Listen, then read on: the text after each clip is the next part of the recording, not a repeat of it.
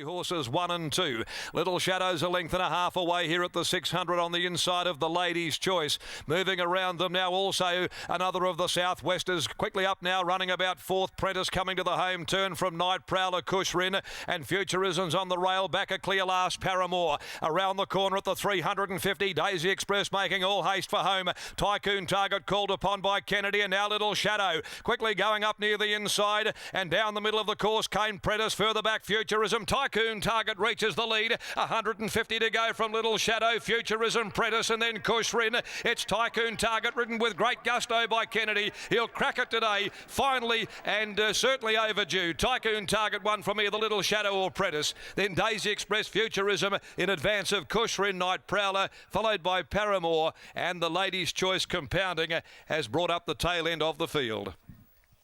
Chris, what a prep it's been so far for Tycoon Target. I think you lost one of the races by 40, 50 lengths, were sent back to the trials.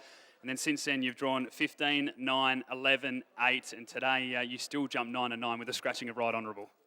Look, he hasn't been the luckiest horse. And he's been pretty much a work in progress for a few years. But I'm really pleased with the horse, actually, this prep. He's settled well, he's grown a brain, he's doing everything right. So hopefully we've got a few more seasons out of him. I think you got the big positive this morning. I had you 3 wide when Right Honourable was in, but then all of a sudden the scratching came and it looked as though you could sit outside the leader, and finally you were able to get into that position rather than being wide throughout the run.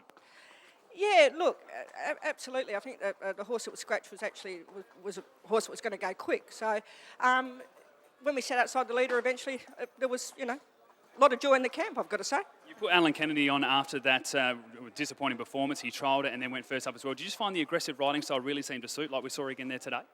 Well, no, actually, I put Alan Kennedy on because he does ride a bit of track work in Bunbury, and it's just more a case of knowing the horse. I think he's been a little bit misunderstood because his earlier years he was hard work and he did a lot of things wrong. And I think that's followed him a little bit, whereas Alan's quite prepared to sort of give him a smack and say, just do as you're told. And as the horse has matured, you've gone from 14, 15, 16, now winner at 17. Do you want to keep stretching this horse out, or do you think this is about the right mark? I think that's the plan with him. I'd like to see him over a little bit more ground, and I think the more he settles, the more he's going to be inclined to get it. Chris, as we said, well deserved. Congratulations. Thanks, Adam.